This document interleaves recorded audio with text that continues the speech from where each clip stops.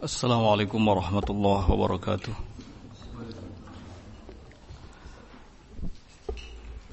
Innal hamdalillah nahmaduhu ta'ala wa nasta'inuhu wa nastaghfiruh wa na'udzu billahi min shururi anfusina wa sayyiati a'malina. May yahdihillahu fala mudilla lahu wa may yudlil fala hadiya lahu. Ashhadu an la ilaha illallah wahdahu la syarika lahu وأشهد أن محمدا عبده ورسوله.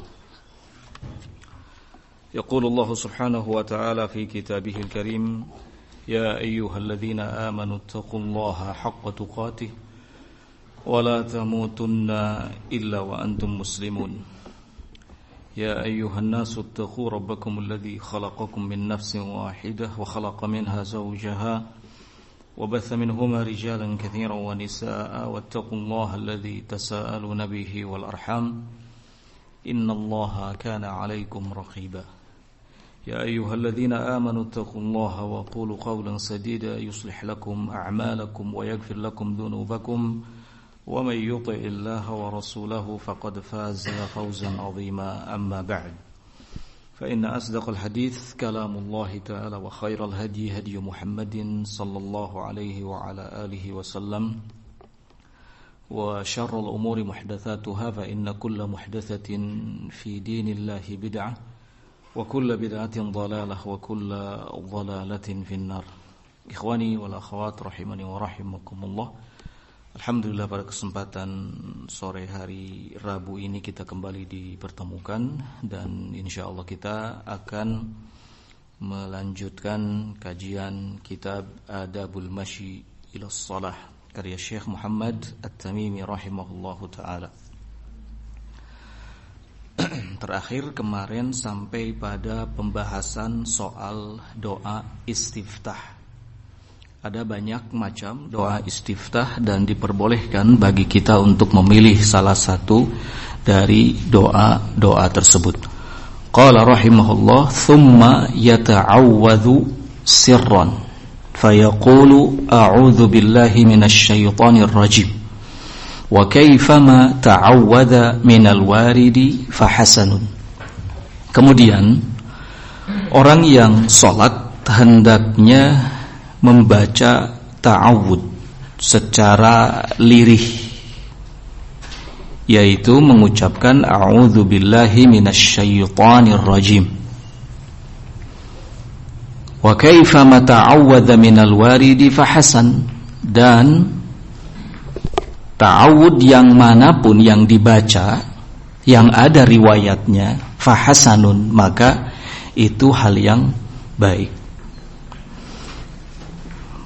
Ada beberapa masalah yang penting untuk kita ketahui terkait dengan membaca ta'awud ketika atau di dalam salat. Pertama, disebutkan di sini ya ta'awwadhu sirran, membaca ta'awud secara lirih. Ada perbedaan pendapat di kalangan para ulama tentang hukumnya. Apakah membaca ta'awudz dalam solat itu wajib atau sunnah? Kalau jumhur al-ulama, ya mayoritas para ulama dari kalangan madhab Syafi'i atau Maliki dan seterusnya, menyatakan bahwa hukumnya sunnah. Hukumnya sunnah. Banyak juga di kalangan para ulama kita seperti Syekh bin Baz, Syekh Ibnu Utsaimin rahimahumullah dan yang lainnya juga menyatakan sunnah. Namun Syekh Al-Albani rahimahullahu taala berpendapat membaca ta'awudz itu hukumnya wajib. Membaca ta'awudz hukumnya wajib. Ada di antara ulama mutaqaddimin yang berpendapat seperti itu, misalnya Imam Ibnu Hazm rahimahullahu ta'ala. Dalilnya adalah firman Allah subhanahu wa ta'ala, fa idza qara'tal Qur'an fasta'iz billah minasyaitonir rajim. Apabila engkau hendak membaca Al-Qur'an, maka berlindunglah kepada Allah membaca a'udzubillahi minasyaitonir rajim. Taib. Jadi itu masalah hukumnya. Adapun yang berdalil bahwa baca ta'awudz itu sunnah adalah hadis-hadis Rasul sallallahu alaihi wasallam, seperti hadis yang berkenaan dengan al-musi salatuh, yang salah dalam salatnya. Nabi mengajarkan kepada orang yang salah dalam salatnya, kalau engkau berdiri salat maka bertakbirlah, ya. Kemudian Nabi SAW memberikan arahan kepadanya, bacalah, ya, yang kamu mampu dari Al-Quran. Di situ Nabi SAW tidak menyinggung soal ta'awudz. Maka ini menunjukkan seolah-olah perintah dalam Al-Quran yang kalau zahirnya seperti wajib, itu menjadi sunnah, menjadi tidak wajib. Memang hukum asal sebuah perintah itu wajib, tapi kalau ada dalil lain yang memalingkan dari kewajibannya, bisa jadi tidak wajib, bisa jadi berpindah menjadi apa? Sunnah. Nah, dan yang rajih wallahu alam, baca ta'awudz, ya, dalam salat hukumnya sunnah, tidak wajib. Apakah di setiap rakaat atau di rakaat pertama saja? Setelah baca istiftah, sebelum baca Al-Fatihah, baca apa? Ta'awudz. Kalau Syekh Ibnu Utsaimin rahimahullahu taala, Syekh bin Baz rahimahullahu taala berpendapat cukup, yang afdal itu di rakaat pertama saja. Nah, cukup di rakaat yang pertama saja. Seseorang mengucapkan a'udzubillahi minasyaitonir rajim. Aku berlindung kepada Allah Subhanahu wa taala dari setan yang terkutuk. Lalu Syekh Muhammad At-Tamimi rahimahullahu taala mengatakan setelahnya, wa kaifa ma ta'awwadza minal waridi fa hasanun. Baca doa ta'awudz yang mana saja yang ada riwayatnya, maka itu baik. Artinya lafaz ta'awudz itu tidak hanya a'udzubillahi minasyaitonir rajim, tapi ada lafaz yang lain, ya, misalnya a'udzubillahi samiil alim minasyaitonir rajim min hamzihi wa nafthihi wa nafthihi. Ini juga boleh digunakan. Nah, yang terpenting adalah ada riwayatnya. Dan riwayat-riwayat itu menunjukkan apa? Ta'awudz. Nah, jadi baca ta'awudz dengan lafaz manapun itu dibolehkan asalkan ada riwayatnya. Syekh Muhammad mengatakan di sini fahasanun, itu hal yang baik. Baik. Berikutnya, qala tsumma yubasmil sirran. Lalu setelah itu mengucapkan bismillah secara lirih, ya, bismillah secara lirih. Nah, yaqul bismillahirrahmanirrahim. Seseorang mengatakan bismillahirrahmanirrahim. Ini secara hukum mengucapkan bismillah adalah sunnah, adalah sunnah. Jadi 3 perkara yang disebutkan, pertama istiftah, kemudian yang kedua ta'awudz, yang berikutnya apa?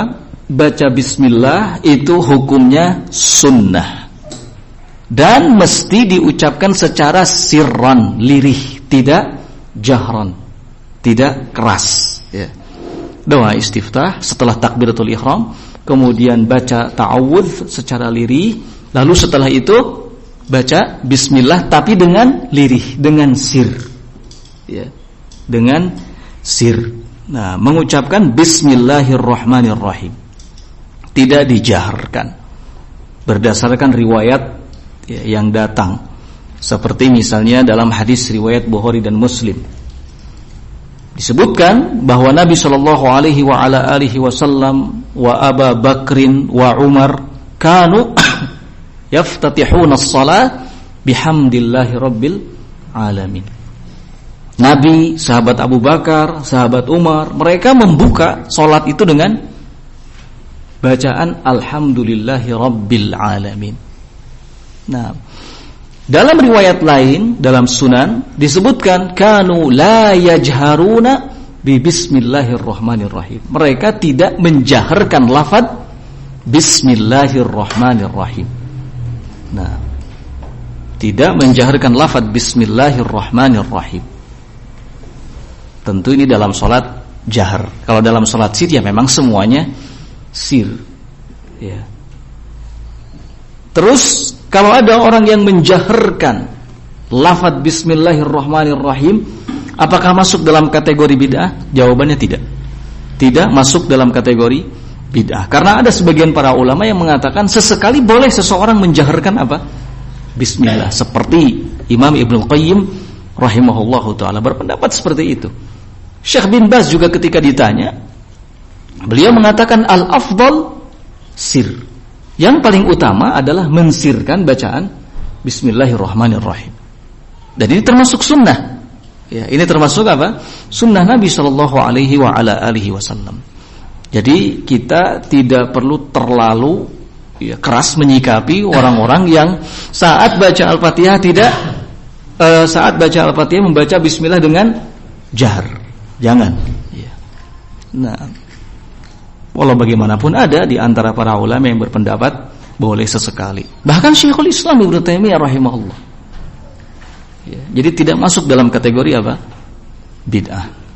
Nah, tapi yang afdal, yang sesuai dengan sunnah adalah mensirkan, membaca bismillahirrahmanirrahim secara lirih. Qala wa laysat minal Fatihati wala ghairiha. Lalu kata Syekh Muhammad At-Tamimi rahimahullah, wa laysat minal Fatihati wala ghairiha.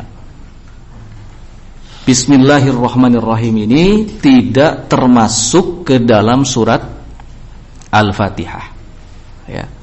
Tidak termasuk ke dalam surat Al-Fatihah. Dan surat lainnya. Bal hiya ayatun minal Qur'an qablaha. Namun sebelumnya dia termasuk satu ayat yang terdapat di dalam Al-Quran, tepatnya di Al-Quran surat An-Naml. Ya, di Al-Quran surat An-Naml ayat yang ke-30.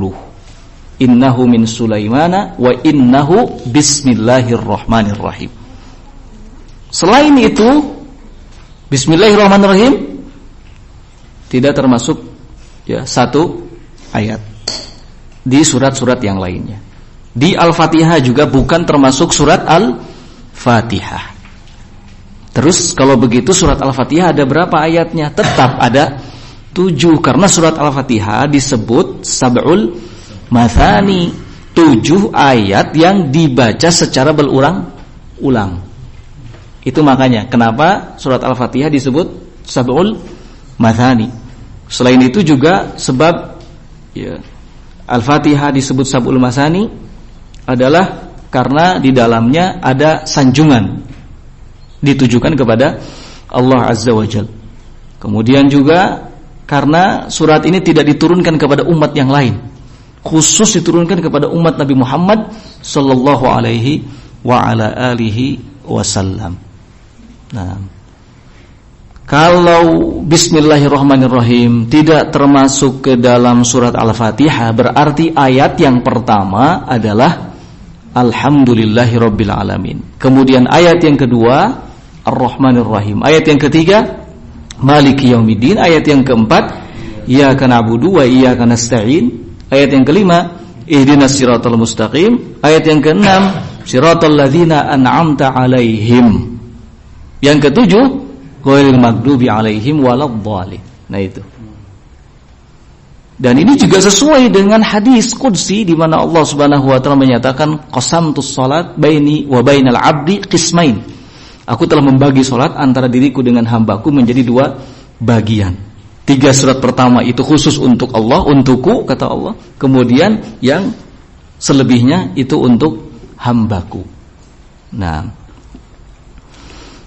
qala wa baina kulli suratain siwal bara'ah wal anfal. Bismillah menjadi pemisah antar setiap 2 surat. Siwa bara'ah wal anfal, kecuali antara surat Baro'ah. Surat Baro'ah yang dimaksud adalah surat At-Taubah dan Al-Anfal. Kalau antar surat-surat lainnya selalu dipisah dengan apa? Bismillahirrahmanirrahim. Kecuali surat Baro'ah dan Al-Anfal, tidak ada pemisah lafaz Bismillahirrahmanirrahim. Kenapa? Karena Nabi SAW memang tidak memerintahkan untuk menuliskan Bismillah di antara surat Taubah dan Al-Anfal. Ya. Di antara surat At-Taubah dan Al-Anfal. Adapun surat lainnya selalu ya, untuk memisahkan dengan surat berikutnya, Nabi menyuruh untuk meletakkan lafaz Bismillahirrahmanirrahim. Nah, qala wa tusannu kitabatuha awailal kutub. Disunnahkan menulis Bismillahirrahmanirrahim di awal-awal kitab. Di awal-awal kitab. Kama katabaha Sulaiman alaihi salam, sebagaimana Nabi Sulaiman alaihi salatu wassalam dulu beliau menulis Bismillahirrahmanirrahim pada surat yang ditujukan kepada Ratu Bilqis. Dalam keumuman ya, orang nyebutnya seperti itu. Dan wallahu alam, penyebutan Ratu Bilqis itu sendiri sebetulnya perlu untuk kajian ulang. Ya. Apakah memang namanya Bilqis atau bukan? Gitu. Sekalipun di Yaman, di sana di Ma'rib ada bendungannya, ada ininya. Itu memang tertulis ya, tempat wisata isinya kerajaan Bilqis, memang begitu. Tapi secara kenyataannya apakah itu disebut Bilqis atau bukan, ini butuh riwayat yang menjelaskannya. Nah, qala wa kama kana Nabi sallallahu alaihi wasallam yaf'alu, dan sebagaimana Nabi sallallahu alaihi wasallam pun melakukan hal itu. Selalu ketika menulis surat ya, beliau menulis Bismillahirrahmanirrahim min Muhammad. Bismillahirrahmanirrahim dari Muhammad. Jadi selalu diawali dengan lafaz Bismillahirrahmanirrahim. Baik. Qala wa tudhkaru fi ibtida'i jami'il af'al, dan disebutkan atau diucapkan Bismillahirrahmanirrahim ini fi ibtida'i jami'il af'al, dalam mengawali setiap pekerjaan. Ya. Ada riwayat memang sekalipun lemah tetapi secara praktek para ulama mengamalkannya. Kullu amrin dibalin lam yubda fihi bi bismillah fahuwa aqta atau abtar atau ajdar. Ya. Setiap perkara yang memiliki sebuah tujuan kemudian tidak diawali dengan kata Bismillahirrahmanirrahim, maka akan terputus. Secara riwayat memang lemah, tapi dalam praktek pengamalan semua para ulama, para salaf ya, selalu mengawali dengan mengucapkan bismillah setiap kali mereka melakukan sebuah aktivitas atau pekerjaan. Karena yang paling utamanya saat kita mengucapkan Bismillahirrahmanirrahim adalah at-tabarruk bismillah. Kita memohon berkah dengan menyebut nama Allah Subhanahu wa taala, dan sekaligus kita memohon pertolongan kepada Allah agar Allah memberikan kemudahan saat kita mengerjakan sesuatu. Ya, sebab tanpa ada kemudahan dari Allah, tentu kita akan selalu menghadapi kesulitan. Ya. Allahumma la sahla illa ma ja'altahu sahlan. Kan begitu. Ya Allah, tidak ada kemudahan kecuali dalam sesuatu yang memang telah Engkau jadikan sebagai hal yang mudah. Kalau Allah jadikan sesuatu sebagai hal yang mudah, maka kita akan sangat enjoy, sangat mudah untuk melewatinya. Ada hal yang sebetulnya simple, sebetulnya sederhana, tapi terasa sulit, terasa berat ya bagi kita. Itu karena memang Allah belum kasih kemudahan. Ya. Nah, jadi tidak ada kemudahan kecuali segala sesuatu yang telah Allah Subhanahu wa taala jadikan mudah. Kalau ada hal yang mudah, kenapa mesti dipersulit? Cuma manusia biasa. Ada hal yang sesungguhnya simpel, sesungguhnya mudah, tapi dibikin sulit. Jadi sesungguhnya yang mempersulit itu juga karena kita sendiri, ya. Sudah dibukakan kemudahan, sudah nampak kemudian, tapi kita yang bikin sulit, kita yang bikin repot sendiri. Ini manusia. Manusia memang selalu berjibaku dengan kesulitan. Laqad khalaqnal insana fi kabad. Kami telah menciptakan manusia ini dalam keadaan sulit, selalu melewati kesulitan. Nah, maka penting bagi kita untuk menyebut nama Allah Subhanahu wa taala dalam segenap aktivitas yang akan kita kerjakan. Paling tidak bismillahirrahmanirrahim. Tawakkaltu 'ala Allah, la haula wala quwwata illa billah. Ya.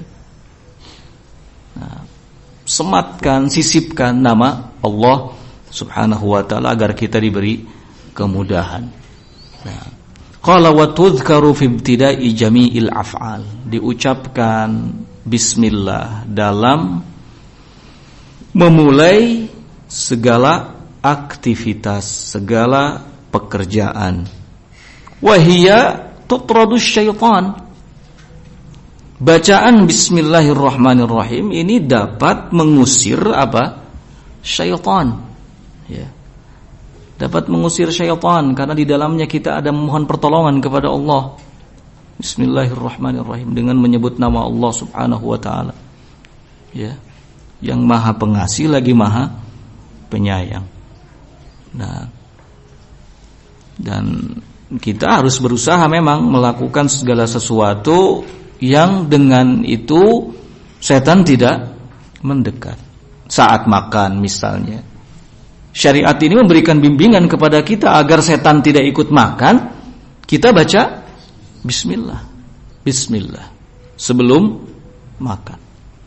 Boleh enggak bismillahirrahmanirrahim?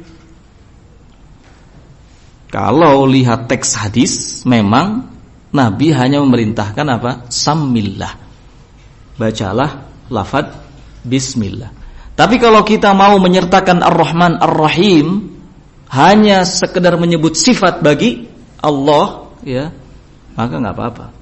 Bismillahirrahmanirrahim. Atau hanya sekedar menambahkan nama bagi Allah Subhanahu wa taala, maka tidak masalah. Begitu kata Syekh Ibnu Utsaimin rahimahullahu taala. Namun pada asalnya cukup bagi kita mengucapkan bismillah. Nah, bukan hanya bismillah yang diajarkan oleh Nabi, ya kan, tapi juga pakai tangan kanan, kul samillah, ya, wa kul biyaminik, makan dengan tangan kanan, wa kul mimma yalik, makan makanan yang terdekat. Itu semua bimbingan agar apa? Agar kita dijauhkan dari syaitan. Pekerjaan, aktivitas kita akan diberkahi ketika kita awali dengan lafaz bismillah. Ya. Bismillahirrahmanirrahim. Nah.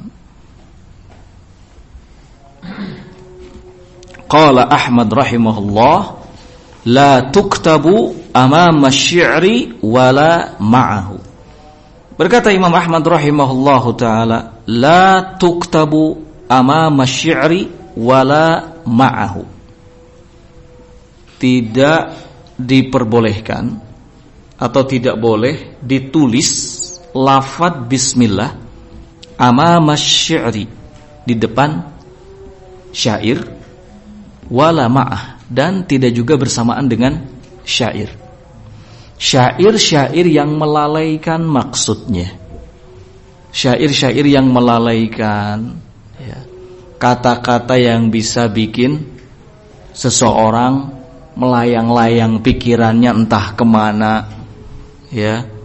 Kata-kata yang bikin seseorang terlena, hanyut, terbawa, ya, sehingga merenung, melamun, nggak karuan. Nah, kata-kata yang seperti itu mah tidak perlu ditambahkan padanya lafaz bismillahirrahmanirrahim. Ya. Jadi syair-syair yang seperti itu. Karena sekarang ini banyak di kalangan para ulama, bahkan mutaqaddimin, ketika menyampaikan ilmu kadang dibuat sesederhana mungkin supaya lebih mudah dihafal. Akhirnya dibikin qasidah, dibikin nazom. Nah, kalau qasidah, kalau nazom yang isinya ilmu, kata para ulama, tulis ya di awalnya lafaz Bismillahirrahmanirrahim. Nah, ada nazom usul fikih Al-Amriti misalnya, ada Manzumah Al-Lamiyah Ibnu Taimiyah misalnya, ada Qasidah Nuniyah Ibnu Qayyim misalnya. Semuanya diawali dengan bacaan atau dengan lafaz apa? Bismillahirrahmanirrahim. Kenapa? Karena di dalamnya mengandung ilmu. Kalau kata-kata yang tidak ada manfaatnya sama sekali, ya, kata-kata yang nggak ada manfaatnya sama sekali, puisi-puisi misalnya, ada kan bahasa-bahasa yang wah, subhanallah puitis banget itu. Puitis, ada yang romantis, ada yang duka naon maknanya. Terus kata-kata yang seperti ini enggak perlu ditambahkan padanya Bismillahirrahmanirrahim. Kata Ahmad rahimahullah, Imam Ahmad, la tuktabu amama syi'ri wala ma'ah. Enggak boleh ditulis lafaz Bismillah amama syi'ri wala ma'ah. Ya. Di depan atau di awal syair, tidak juga bersamaan dengan syair. Nah,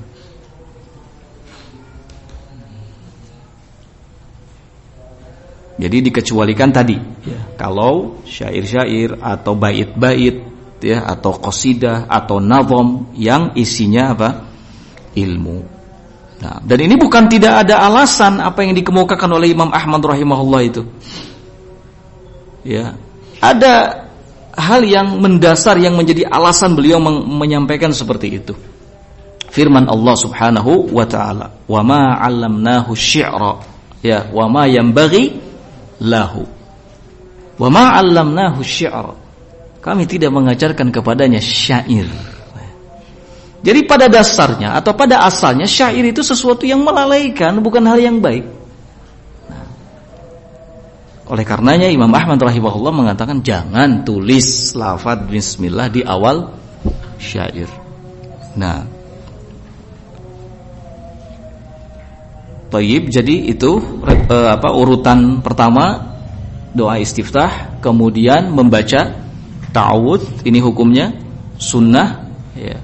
Ta'awudz dengan bentuk yang manapun, yang terpenting ada riwayatnya, boleh ya.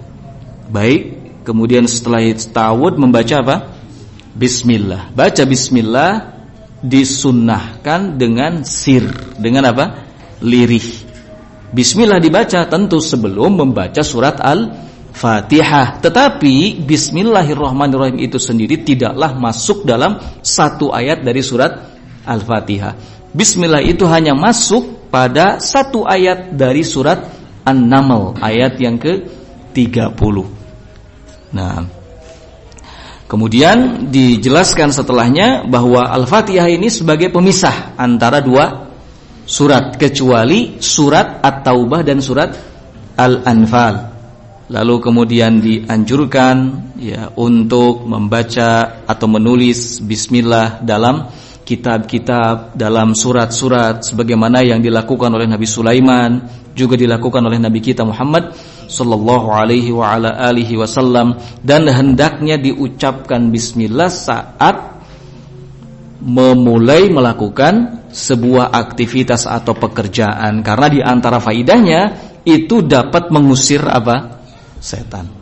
Sekali-kali kalimat-kalimat yang tidak berguna, kata-kata yang tidak ada maknanya sama sekali, jangan ditambahkan padanya lafaz Bismillahirrahmanirrahim. Kalau sampai nekat, bisa jadi ini istihza billah, pelecehan ya. Tindakan mengolok-olok nama Allah Azza wa Jalla, tentu tidak pantas ya. Tidak pantas. Nah, ada kalimat-kalimat lagu lah misalnya, nasyid yang melalaikan, lagu yang melalaikan, liriknya ditulis, kemudian sebelum menulis lirik lagu itu mencantumkan lafaz Bismillahirrahmanirrahim, Bismillahirrahmanirrahim, supaya lebih mudah dihafal misalnya. Ya. Ini istihza, tindakan mengolok-ngolok, tindakan merendahkan, tindakan meremehkan nama Allah Azza wa Jalla. Baik. Qala selanjutnya Syekh Muhammad At-Tamimi rahimahullah mengatakan thumma yaqra al-Fatihata murattabatan. Ya, kemudian orang yang salat ya, hendaknya membaca Al-Fatihah, surat Al-Fatihah murattabatan, secara berurut. Ya, murattabatan secara berurut. Maksudnya itu surat Al-Fatihah ayat demi ayatnya kita baca secara berurutan. Jangan ngacak. Ya, jangan ngacak. Setelah baca istiftah, kemudian ta'awudz, kemudian bismillah dengan sir, lalu tiba-tiba waladhdallin. Tuluy kaluhur. Hai. Ini mati balik, ya. Enggak boleh terbalik, harus apa? Murattabatan, secara berurut, atau milih dari tengah dulu misalnya Maliki Yaumiddin, terus ke bawah baru ke atas. Yang terakhir Alhamdulillahirabbil alamin. Amin. Salah, enggak boleh, keliru. Lam tasih, tidak sah. Ya, baca Al-Fatihahnya tidak sah. Kenapa? Karena itu tidak tergolong ke dalam surat Al-Fatihah. Setiap surat itu ada ayat-ayatnya, dari mulai ayat yang pertama sampai dengan ayat yang terakhir. Nah, jadi tidak boleh ngacak. Kemudian mutawaliyatan. Surat Al-Fatihah dibaca secara bersambung, berurutan, kemudian bersambung. Ya. Maksud bersambung itu jeda antara satu ayat ke ayat berikutnya tidak lama sekali. Misalnya Alhamdulillahirabbil alamin, diam sekitar setengah jam. Baru kemudian Ar-Rahmanir-Rahim, diam lagi. Ya. Nah, ini keliru, tidak boleh, tapi harus mutawaliyatan, ya, bersambung. Nah, enggak boleh diam terlalu lama. Memang baca surat Al-Fatihah sebaiknya satu ayat, tetapi jangan sampai saktahnya, diamnya itu terlalu lama. Ya. Apalagi kalau sampai setiap kali selesai membaca satu ayat dari surat Al-Fatihah sibuk melakukan sesuatu yang lain. Ya, Alhamdulillahirabbil alamin, gagarola atau apa dulu atau bagaimana dulu misalnya. Lah, harus mutawaliyatan, bersambung. Ya. Nah, qala musyaddadatan, dan musyaddadatan, membaca setiap tasdid yang ada di setiap ayatnya. Ya, karena kata para ulama kurang lebih tasdidnya ada sekitar 11. Ya. Kurang lebih tasdidnya di surat Al-Fatihah itu ada 11. Sok gerak hitung lagi nanti pulang. Di murojaah. Ya. Di surat pertama aja ada berapa itu surat pertama? Di ayat pertama ada berapa? Di ayat pertama ada berapa tasdidnya? Ada. Di ayat pertama Alhamdulillahi Rabbil Alamin, ayat 2 di ayat pertama. Ya, coba nanti di murojaah dihitung ayat sabar hiji eta tasdidnya di surat Al-Fatihah. Nah, itu penting dalam kita membaca surat Al-Fatihah, selain murattabatan secara berurut, kemudian bersambung, dan musyaddadatan, karena memang ada yang bertasydid. Ya. Qala wahiya ruknun fi kulli raq'atin. Surat Al-Fatihah adalah rukun pada setiap rakaat, artinya mesti dibaca oleh imam maupun oleh makmum. Ya. Oleh salat yang sendirian. Nah, imam, makmum, munfarid, semuanya wajib membaca surat Al-Fatihah, sebab Nabi SAW mengatakan la salata liman lam yaqra bi Fatihatil kitab. Hadis Ubadah bin Samit. La salata liman lam yaqra bi Fatihatil kitab. Tidak ada salat. Ya, maksudnya apa tidak ada salat? Tidak sah salat bagi siapa yang tidak membaca surat Al-Fatihah. Nah, kecuali dalam kondisi-kondisi tertentu seperti yang telah disampaikan di majelis ini. Misalnya seseorang masbuk mendapati imam sedang ruku, kewajibannya bukan baca Al-Fatihah tapi mengikuti imam. Ya. Itu dihadapkan kepada dua kewajiban. Dalam kaidah usul fikih, kalau dihadapkan kepada dua kewajiban, maka yang paling didahulukan adalah yang paling wajib, yang paling aujab. Maka jangan baca Al-Fatihah dulu, ya. Bahkan setelah Al-Fatihah baca surat segala, ya, akhirnya imam i'tidal, orang ruku. Jadi WK itu nanti henteu sama terus. Nah, ini kenapa? Karena berangkat dari ketidaksamaan. Nah, ini keliru, nggak boleh, ya. Nah, dan itu pernah ditanyakan kepada Syekh Ibnu Utsaimin rahimahullahu taala. Syekh Ibnu Utsaimin itu termasuk di antara ahlul ilmi yang mengatakan wajib baca Al-Fatihah di setiap rakaat dalam salat jahar maupun dalam salat sir, bagi imam maupun bagi makmum, wajib. Tapi ketika ditanyakan kepada beliau tentang kondisi yang seperti ini, maka beliau mengatakan hal yang seperti tadi. Yang wajib bagi dia adalah ruku saat mendapati imam ruku. Apakah dapat satu rakaat salatnya? Dapat. Loh, bukankah tadi Nabi mengatakan tidak ada salat bagi siapa yang tidak baca Al-Fatihah? Dijawab, karena kondisinya yang dia hadapi adalah dua kewajiban. Secara teori ilmiah, ya, dalam kaidah usul fikih adalah tadi, jika dihadapkan pada dua kewajiban, maka yang dipilih adalah kewajiban yang paling kuat. Nah, ada juga di antara ulama kita yang berpendapat kalau dalam salat jahar, ya, makmum tidak membaca, cukupkan dengan bacaan imam. Tapi yang paling kuat adalah tetap membaca, ya, dalam surat jahar, apalagi dalam salat sir. Nah, ruknun fi kulli raqatin, rukun dalam setiap rakaat. Kama fil hadis, bagaimana tertuang di dalam hadis, la salata liman lam yaqra bi Fatihatil kitab. Tidak ada salat bagi siapa yang tidak membaca surat Al-Fatihah. Nah, jadi surat Al-Fatihah disebut Fatihatul Kitab karena menjadi pembuka, ya. Wa tusamma Ummul Quran. Disebut juga surat Al-Fatihah ini dengan Ummul Quran, induknya Al-Quran. Jadi banyak nama surat Al-Fatihah itu. Pertama Fatihatul Kitab, yang kedua Sab'ul Mathani, yang ketiga Ummul Quran, induknya Al-Quran, ya. Ada juga yang menjadi induk hadis, Ummul Hadis, yaitu hadis innamal a'malu binniyat.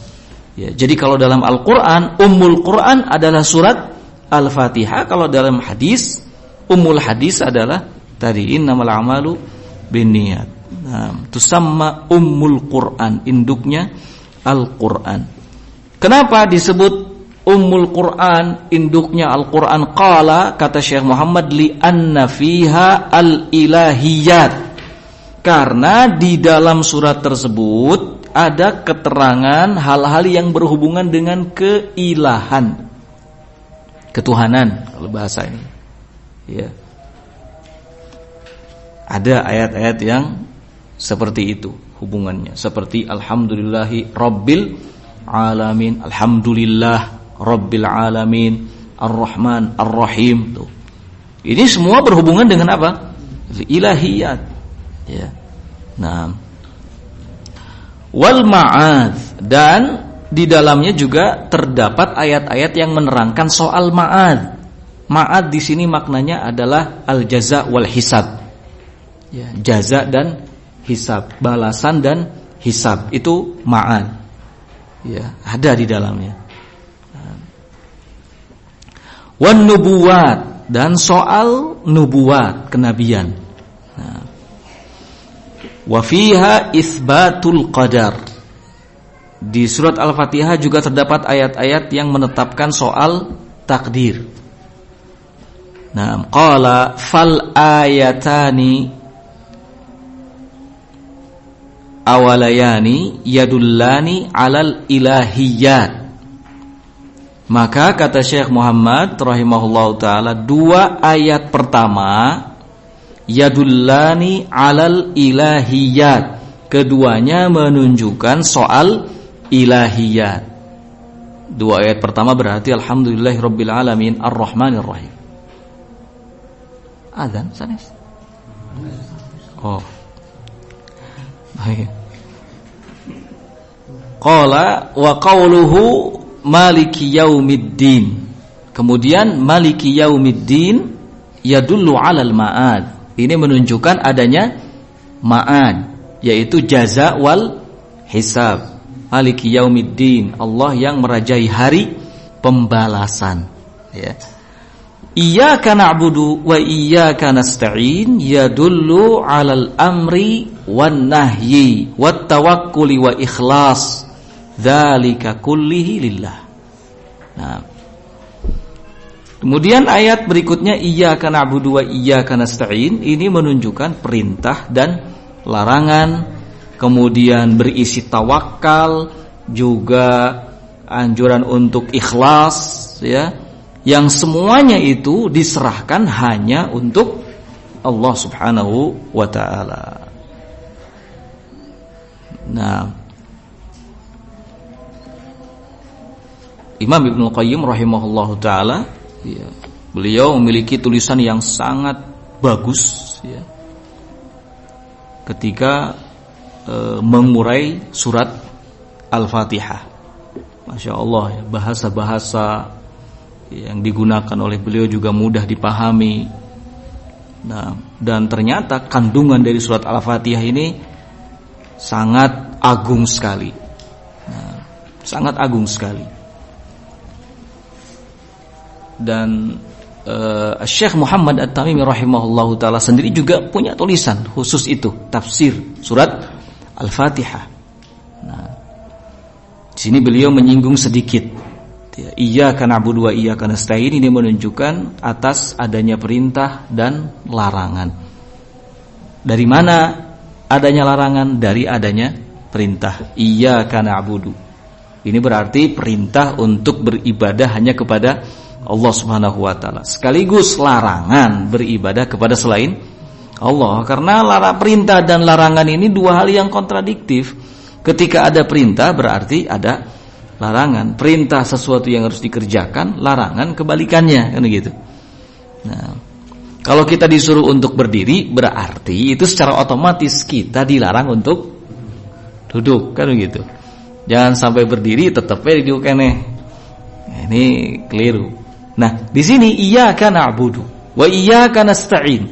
Disuruh oleh Allah agar beribadah kepada Allah, minta pertolongan kepada Allah. Itu artinya larangan dari beribadah kepada selain Allah dan meminta pertolongan kepada selain Allah. Di sini juga ada tawakal. Dari mana tawakalnya? Dari penyandaran secara sempurna hanya kepada Allah. Iyyaka, hanya kepada Engkau. Hanya kepada Engkau. Ketika seseorang, ya, mengembalikan segala persoalannya, segala perkara yang dihadapinya hanya kepada Allah, itu artinya dia bertawakal kepada Allah. Karena tawakal itu artinya i'timad. I'timadul qalbi, bersandarnya apa? Hati. Ya. Bersandarnya hati kepada Allah dalam mengambil manfaat dan menolak mudarat. Qala wa ikhlas, ada menunjukkan keikhlasan juga di ayat ini. Iyyaka na'budu wa iyyaka nasta'in. Ini sangat jelas sekali, ya, sangat jelas sekali karena kata iyyaka didahulukan, ya, kata iyyaka didahulukan. Iyyaka na'budu, ya, mestinya kalau secara teks itu na'budu iyyaka, tapi di sini didahulukan kata iyyakanya, dan ini menunjukkan kekhususan. Menunjukkan apa? Kekhususan. Kalau segala sesuatu yang disebut khusus berarti murni. Segala sesuatu yang disebut murni berarti tulus. Segala sesuatu yang disebut dengan tulus adalah ikhlas. Ya, ikhlas. Nah, Wa fiha at-tanbihu ala tariqil haqq wa ahlihi wal muqtada bihim wat tanbihu ala tariqil ghai wad dhalal. Di dalam surat Al-Fatihah juga ada ayat yang isinya tanbih, peringatan. Ya, peringatan ala tariqil haqqi wa ahlihi, yang berhubungan dengan jalan kebenaran dan ahlinya, wal muqtada bihim, dan orang-orang yang mengikutinya. Ada peringatan. Nah, peringatan agar kita tentu saja mengikutinya. Ya. Ayat apa kira-kira? Ihdinas siratal mustaqim, kemudian nah itu siratal ladzina an'amta alaihim. Ya, ini peringatan soal jalan kebenaran dan ahlinya serta orang-orang yang mengikutinya. Wat tanbih, dan peringatan soal tariqil ghai, jalan yang bisa memalingkan, wad dhalal, dan menyesatkan, ghairil maghdubi alaihim waladhdallin. Nah, inilah ya rahasia, kalau boleh dikatakan rahasia, mengapa Al-Fatihah disebut Ummul Quran. Mengapa Al-Fatihah disebut Ummul Quran, induknya Al-Quran. Nah, karena di dalamnya mencangkup semua hal yang ada di dalam Al-Quran. Ya. Mencakup semua hal yang ada di dalam Al-Quran. Nah, soal ilahiyah, soal hisab jaza, soal perintah, soal larangan, tawakal, ikhlas, dan seterusnya. Nah. Oleh karenanya, orang yang sholat tidak boleh melewatkan surat ini. Ya, surat Al-Fatihah menjadi ruknun, menjadi sebuah rukun fi kulli raka'ah yang harus ada pada setiap rakaat sholat. Kalau misalnya kita bermakmum, imam ini Masya Allah cepat sekali ya, baca Al-Fatihahnya udah gak kekejar sudah. Di mana kita baca Al-Fatihah? Bagi kita makmum sebenarnya baca Al-Fatihah itu ya bebas. Bebas dalam artian tidak harus menunggu imam selesai baca Al-Fatihah baru kemudian kita baca. Tidak, berbarengan dengan imam pun tidak masalah. Ya, berbarengan dengan imam tidak masalah. Atau setelah imam baca alhamdulillahirabbil alamin, kita baca alhamdulillahirabbil alamin. Imam baca ar-rahmanir, kita baca ar-rahmanir. Enggak masalah. Atau setelah imam baca juga tidak masalah. Ya. Nah.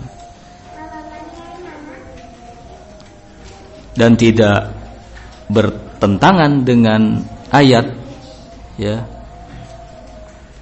yang bunyinya idza quri'a ya Al-Qur'an, ya kalau dibacakan Al-Qur'an maka diam ya. Nah, maka diam, dengarkan, tidak bertentangan, karena pernah dalam sebuah riwayat Nabi bertanya kepada para sahabat, apa yang kalian baca?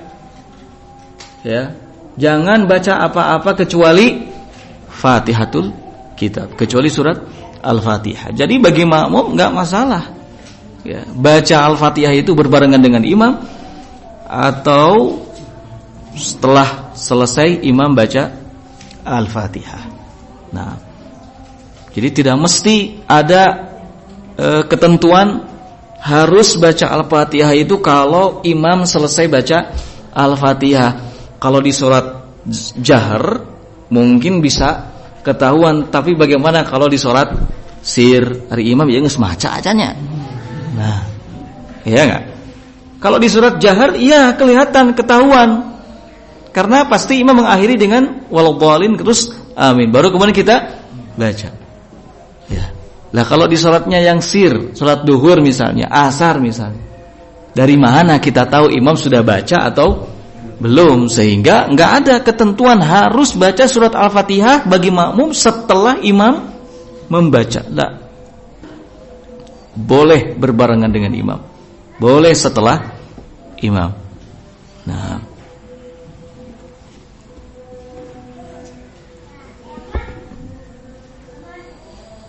Qala wa yustahabbu, Syekh Muhammad rahimahullah mengatakan wa yustahabbu an yaqifa 'inda kulli ayatin, disunnahkan untuk waqaf, berhenti pada setiap ayat.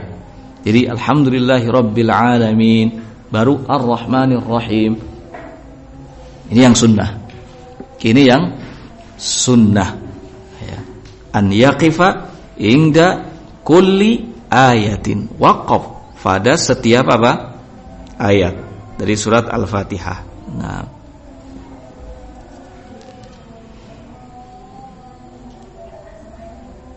li qiraatihi sallallahu alaihi wa ala alihi wasallam, dasarnya adalah qiraahnya beliau Nabi sallallahu alaihi wasallam.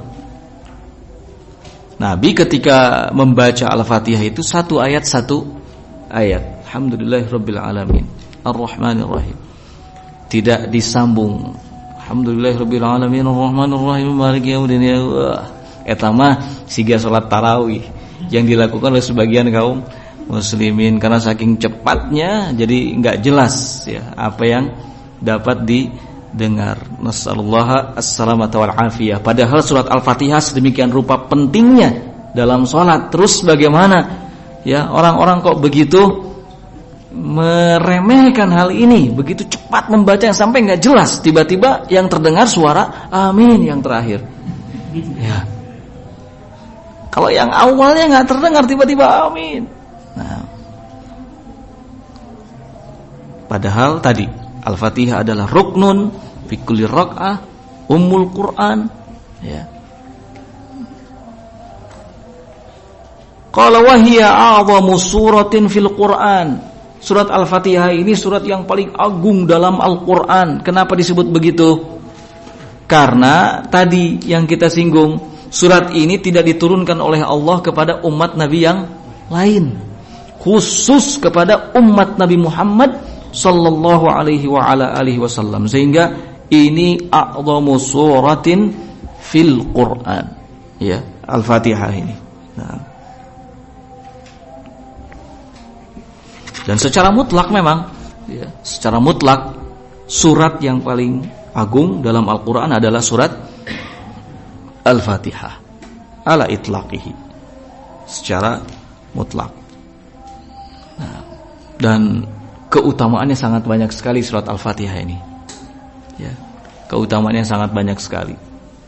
Nah, dalam setiap ruqyah selalu dihadirkan surat Al-Fatihah ini.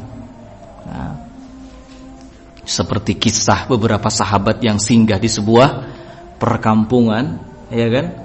Pernah singgah di sebuah perkampungan, saat itu mereka ingin menginap tapi tidak diberi izin. Tiba-tiba kepala kampung tersengat apa? Kalajengking.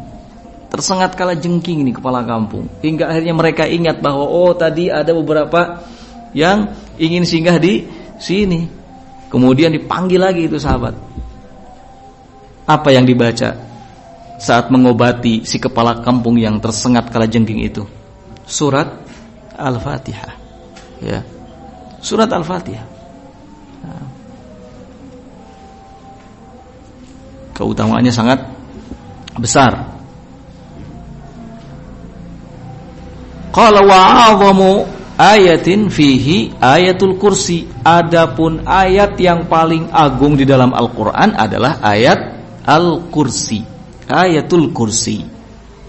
Ya, ini seperti disebutkan dalam hadis ya, Ubay bin Ka'ab ya, lewat bersama kita dalam Riyadhus Shalihin.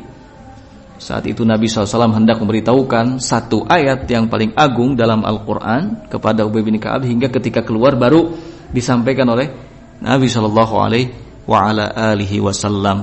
ya, yaitu surat ayat Al-Kursi. Nah, a'wamu ayatin. Ayat kursi ini juga sama ya, memiliki keutamaan tersendiri karena ayat yang paling agung dalam Al-Quran. Nah. Qala wa fiha 11 tasydidatan. Di dalam surat Al-Fatihah ada 11 tasdid. Nah ini yang tadi kita minta untuk dimurojaah kembali. Betul nggak ada 11? Ya, Baik. Qala wa yukrahul ifratu fit tasydid wal ifrat fil mad. Kemudian kata Syekh Muhammad, dimakruhkan untuk terlalu berlebihan saat membaca tasdidnya, ya, dan terlalu berlebihan saat membaca madnya. Misalnya alhamdulillahirabbil alamin, terlalu berlebihan dalam mad, ya kan? Dalam tasdid hirab, jadi lama sekali. Rob berhenti, Rabbil alamin. Nah, itu berlebihan dalam tasydid dan berlebihan dalam apa? Mad. Ya. Makruh, enggak boleh. Nah, wajar saja bila kemudian ada tulisan yang betul-betul secara spesifik, ya, menyebutkan kesalahan-kesalahan orang dalam membaca surat Al-Fatihah, karena memang banyak sekali yang salah. Nah, dan itu semata-mata karena memang surat Al-Fatihah adalah surat yang paling agung dalam Al-Quran. Gimana kalau surat Al-Fatihah saja nggak benar, ya kan? Terus surat-surat yang lain bagaimana? Kan begitu. Padahal surat Al-Fatihah hanya berisi 7 ayat saja. Nah, qala fa idza faragha. Nah, kemudian kata Syekh Muhammad At-Tamimi rahimahullahu taala, fa idza faragha, apabila selesai dari membaca surat Al-Fatihah, qala, maka hendaknya mengucapkan amin. Ada 2 bacaan amin. Bisa A-nya dipanjangkan, amin, atau dipendekkan, amin. Bisa. Ada 2 bacaan. Nah, tidak terlalu panjang dan panjang. Panjang atau amin. Nah, qala, ya, fa idza faragha qala amin. Ini kalau selesai dari baca surat Al-Fatihah, maka hendaknya mengucapkan amin. Ya, hanya ada 2 bacaan saja. Tidak boleh ditasydid mimnya. Ya. Amin. Ya, sebagian kan ada juga yang seperti itu. Amin, ditasydid mimnya. Ya, atau dihilangkan ya-nya. Amin. Hejuz, tidak boleh seperti itu. Ya. Nah, yang benar adalah amin atau amin. Nah, ini. Kapan makmum membaca amin? Bersamaan dengan bacaan imam. Imam membaca amin, makmum pun membaca amin. Makmum tidak perlu nunggu imam dulu. Imam baca amin baru amin makmum. Nah, berbarengan, ya. Dalam hadis-hadisnya menyebutkan seperti itu, berbarengan, ya. Hadis pertama menyebutkan, ya, kalau imam mengucapkan waladhdallin, ya, faqulu amin, ya. Imam mengucapkan waladhdallin, faqulu amin. Nah, ada juga riwayat kalau imam amin, maka ucapan oleh kalian amin. Nah, kalau riwayat yang ini, yang kedua ini, seolah-olah kan imam dulu baru kemudian makmum. Tapi riwayat yang seperti ini kemudian ditarik pada riwayat yang pertama tadi. Kalau imam membaca waladhdallin, maka bacalah amin. Berarti bersamaan antara aminnya imam dengan aminnya makmum. Nah, ba'da saktatin latifatin, mengucapkan amin itu setelah diam sejenak, ya, diam dalam waktu yang singkat. Jadi setelah mengucapkan waladhdallin, amin. Nah, jangan disambung waladhdallin, amin. Nah, jangan disambung, tapi harus ada jeda sedikit. Kenapa? Kata Syekh, liyu'lam annaha laysat minal Qur'an, agar diketahui bahwa amin itu bukan bagian dari Al-Qur'an. Coba kalau disambung, mungkin orang akan mengira itu bagian dari Al-Qur'an. Ya. Qala wa ma'naha, adapun makna dari kata amin adalah Allahumma stajib. Ya Allah, kabulkanlah. Ya Allah, kabulkanlah. Nah, kita sholat sendirian juga sama, ya. Setelah selesai membaca Al-Fatihah, ya, waladhdallin, kita baca amin. Nah, dan maknanya sekali lagi, ya, Allahumma stajib. Ya Allah, kabulkanlah. Qala wa yajharu biha imamun wa ma'mumun ma'an fi salatin jahriyatin. Dan imam serta makmum menjaharkan bacaan amin, ya, bersama-sama fi salatin jahriyatin, dalam salat jahar, ya, bersama-sama, tidak imam dulu baru kemudian makmum. Nah, jadi harus berbarengan, ya. Kalau dalam sholat sir, maka tidak boleh menjaharkan apa?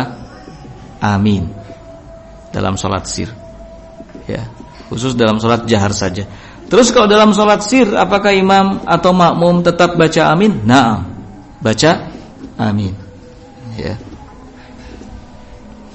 Qala wa yustahabbu sukutul imam ba'daha fi salatin jahriyatin. Ya. Wa yustahabbu sukutul imam ba'daha fi salatin jahriyatin.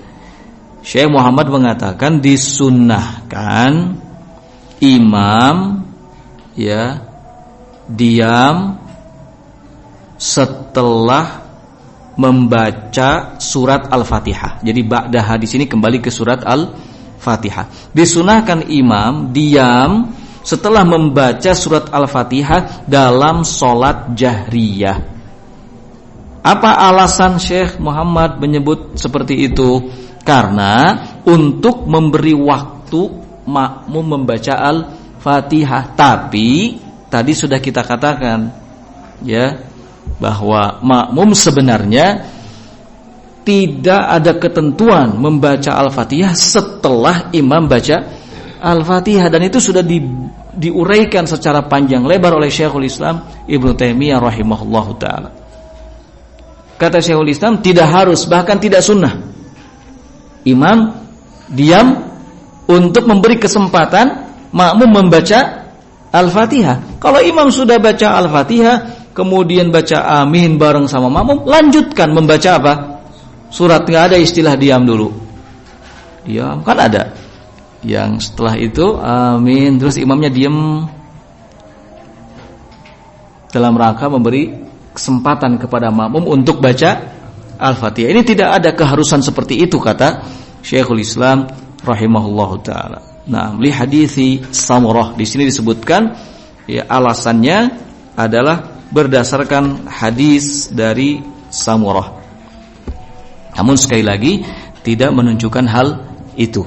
Nah, qala wa yalzamu al-jahilu ta'allumaha. Orang yang belum tahu surat Al-Fatihah ini, ya, maka menjadi keharusan baginya untuk apa? Mempelajarinya. Jangan sampailah seorang muslim surat Al-Fatihah tidak hafal. Ya. Kalau surat Al-Fatihah tidak hafal, terus bagaimana sholatnya, kan begitu. Ya. Qala fa in lam yaf'al ma'al qudrati lam tasih salatuhu. Lihat. Kalau seandainya seseorang tidak membaca surat ini padahal mampu, maka tidak sah apanya? Salatnya. Kenapa? Karena dia meninggalkan salah satu rukun dari rukun apa? Salat. Nah.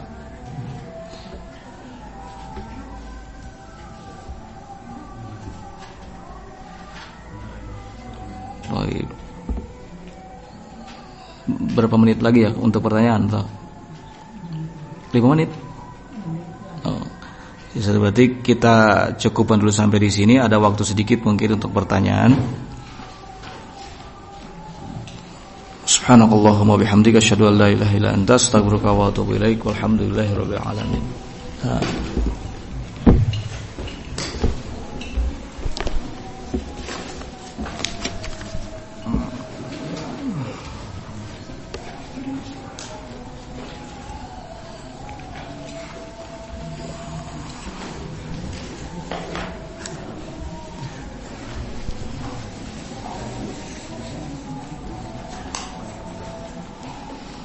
Bagaimana kalau surat Al-Fatihah dia enggak dibaca karena lupa, terus ingat-ingat setelah beres sholat, apakah harus diulangi sholatnya? Tapi pertama, mungkin kejadian ini boleh dibilang agak sedikitlah terjadi, ya, karena insya Allah orang yang sholat pasti baca Al-Fatihah sampai lupa kemana sholatnya, gitu. Ini kan hal yang perlu patut untuk dipertanyakan, gimana sholatnya kok nggak baca Al-Fatihah. Nah, tapi kalau memang betul-betul terjadi seperti itu, ya sudah, tidak masalah gitu. Rabbana la tu'akhidna in nasina aw akhtana.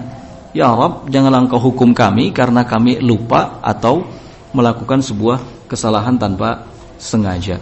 Tapi kalau memang sengaja, ya tidak membaca Al-Fatihah, ya harus mengulangi sholatnya, atau paling tidak sholat di rakaat yang dia tidak baca Al-Fatihah padanya. Misalnya di rakaat pertama nggak baca Al-Fatihah, rakaat yang kedua baca Al-Fatihah, maka nanti dia bangkit berdiri lagi 1 rakaat.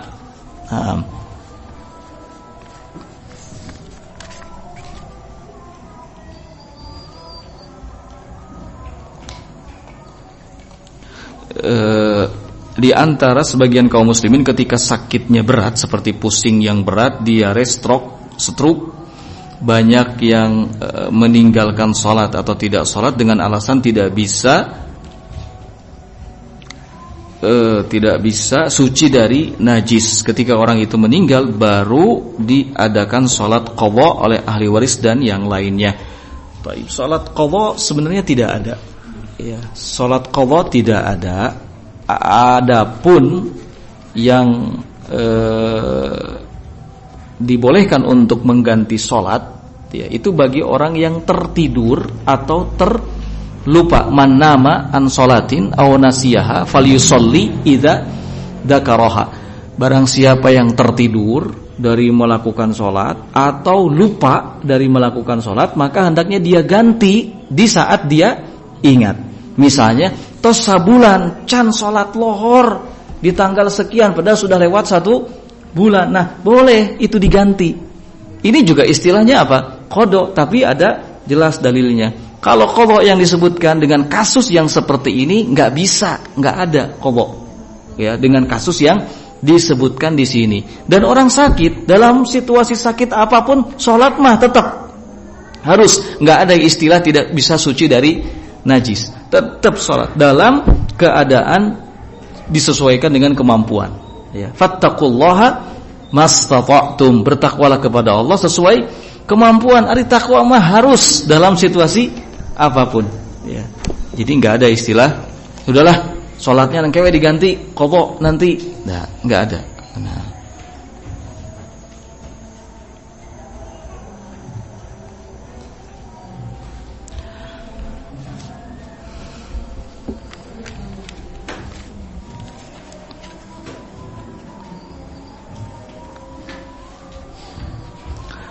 Apabila makmum tidak mampu membaca Al-Fatihah dengan selesai dikarenakan imam cepat dalam sholat, apakah ikut imam ruku atau menyelesaikan Al-Fatihah?